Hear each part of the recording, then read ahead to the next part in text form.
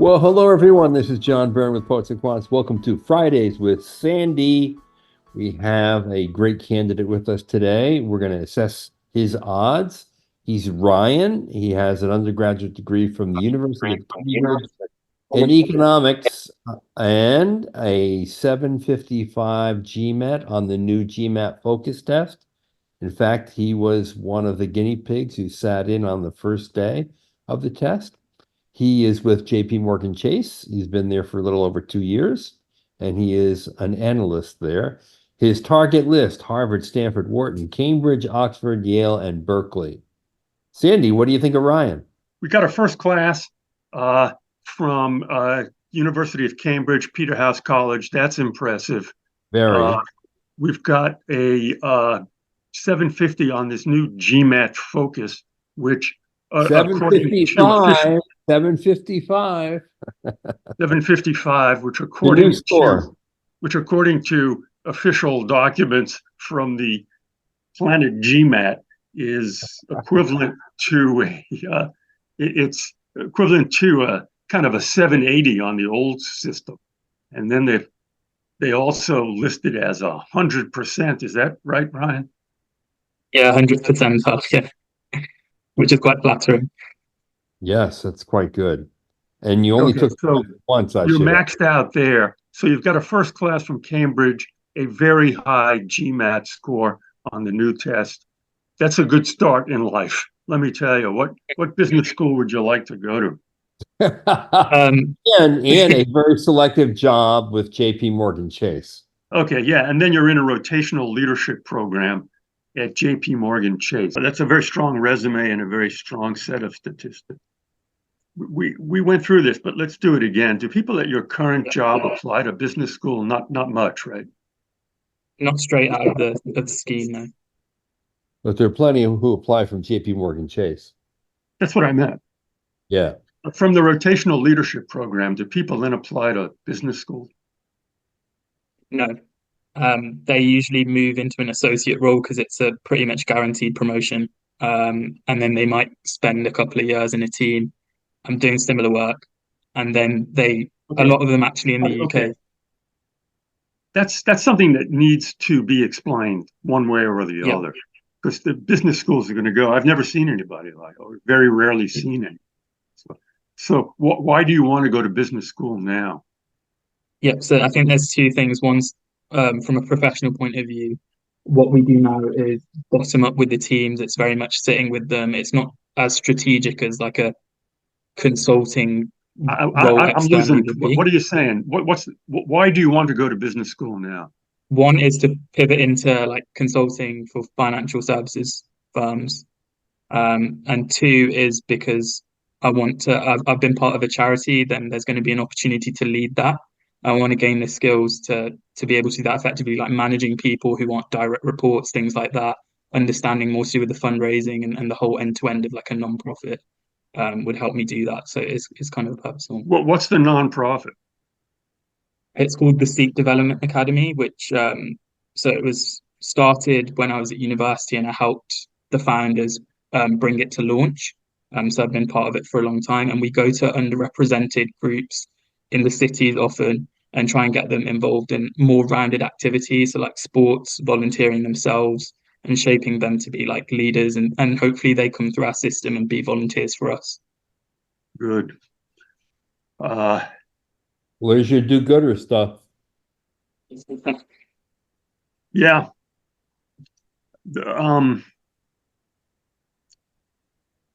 What you say you're interested in Harvard, Stanford, Wharton, Cambridge, Oxford, Yale, and Berkeley.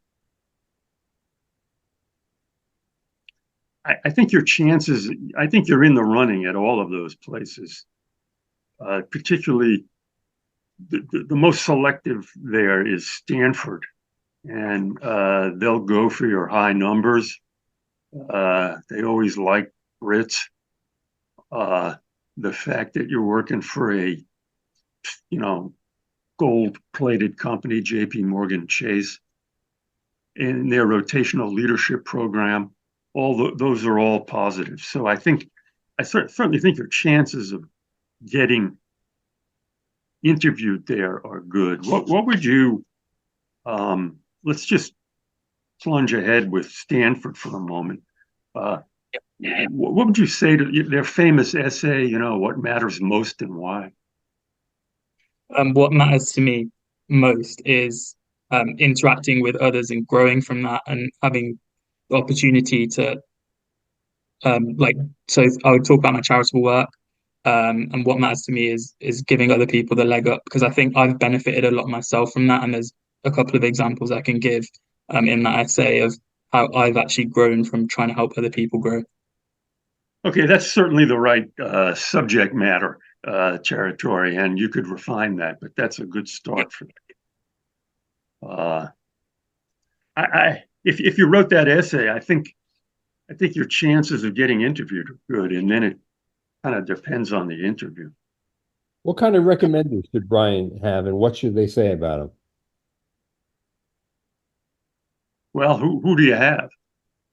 Yeah, so I tried to use my like American contacts because I know they've got experience in it more than the UK way of phrasing. So I've got a current supervisor who's from America, and I'm sure like I get on well with her, so I'm sure that'll be fine. And then the other one is like a level above, so like an executive director.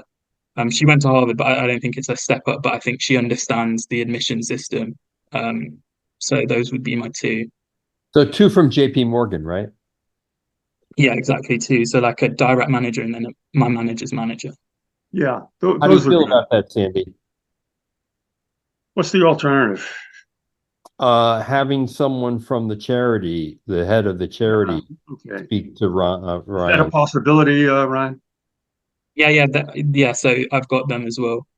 Because I know some they like when I've looked online, like some colleges, by the looks of it, prefer work and some don't specify. So I could always bring that one in, and I've spoken to the person; they're more than happy to do it. Here's For why I that. say that. It reinforces your part of the essay that you're going to write, and it reinforces part of your goal statement in wanting to lead a charity at some point. And if you get one JP Morgan recommendation, it's really good. That's probably enough, don't you think, Sandy? Yeah, yes, that's true. I think make sure that the professional recommendation is that person that had to write one of these. I think so. I think they've done it on one occasion, but they're like happy to be coached through the process. And we do a lot of because it's a big company. We have the internal things, drafts that we can use from like annual reviews and stuff like that, and just develop those. So it's got my achievements and stuff on it, right? So Yeah, um, okay. If you've got to cooperate with this person and be very open and shrewd at the same time. Uh, Recommendations to business school. You know, if the first sentence is, I've been employed here for 20 years and Ryan is by far the most powerful candidate I've ever come across. That's kind of a mild recommendation. You get it? yeah, understood. My point is they've kind of have to be credible but positive. Yeah, They're not looking at a 360-degree analysis of your story. They've got to say, boy, this guy, I predict great things for this yeah, based makes on sense. what he's done here. So Yeah, if that's not their mindset, you've got to make it their mindset in whatever way you think is effective. yeah, agreed. Yeah, Ryan, makes sense. you're not a first generation college grad, right? I am, yeah. So and I think I was wanted to ask you too about this actually. So my dad is an electrician, and he actually he didn't get any high school qualifications, but he worked on the side business school in Oxford, like putting the lights in. When I was a young child, it was about 10 years ago, they did an extension. And that when he went there, he spoke to some students, and that like put me on the path to Cambridge for sure. Because after that, it was That's a lovely academics. story. I love that story. Sandy, come on. But I just wanted to ask about like An name anecdote. dropping that It's an in anecdote. another. Don't count too much on that. Okay. But like, if I were to say that story for another university, right, I wouldn't. it wouldn't be like, oh, you're name dropping another uni. Would that be a big deal, or like, is it fine to just give the anecdote? You could I give don't the want to make anecdote it. without naming the school. Yeah, I can. Yeah, I can say it was like, one of the top universities or something, and Yeah, that my got me father on the was an plan. electrician, and he had a gig for a couple of years at an elite school in Britain, and I always enjoyed hanging around, his job site, and that the years he was working at this elite college, I kind of met the students and got friendly with a few of them. So that was my first exposure to postgraduate education, blah blah blah. Yeah, and it was super similar to that actually, so it makes sense. And somewhere here, I mean, you also need in the essays anywhere, you need to say you're first gen college grad. It's going to give you Yeah. an Well, I think for the Harvard essay, that was going to be one of my like key influences because it genuinely was, and I think I can bring in that my mother also like couldn't afford to go to university and stuff, and that would Isn't that a hopefully question clarify on that. the app someplace, John? Don't they ask where I think your on the parents? Harvard app it is, not on everyone though. Yeah, Okay. But increasingly that's being asked and schools are reporting it in class profiles, which shows you that it matters. good. Yeah. So, hey, look, you are a great candidate. You've gone to one of the top five universities in the world. You did exceptionally well in it. You're first gen. You didn't have the benefit or the privilege of being raised by college educated white collar. You did exceptionally well on the GMAT, blew it out. You've got a great job with a global company that's highly admired. Uh, I mean, if you don't get interviewed by everybody, I'd be shocked. And then it's up to you. Meaning, how are you I would getting? expect you to get interviewed e- by most places. Hey, luck to you. We're going to apply next year or this coming Um, fall. yeah, so this was a question I had for you guys as well. So with my scheme, obviously, once people finish the 2 years, they generally move to an associate within the team, but it becomes less of a selective job, I would say, because you don't have the rotational element and you're just kind of part of that team. Right. So I was planning on applying this September to try and go straight from the program. But say, for example, I had some offers and I thought I'll give it another year in terms of where, like, say, for example, HBS and Stanford are difficult for everyone in the world, whatever. And I'm quite young, granted. So, say you don't get those in the first year, do you think it's worth the shot of rejecting the other couple and going again in a year's time? Is it like possibility or Yeah, well, just take? just from your own self-interest, move your career ahead as fast as possible. That's my advice. Okay. Yeah, Uh, you may piss off the people who hired you and said, "Hey, we thought we were hiring you for 2 years."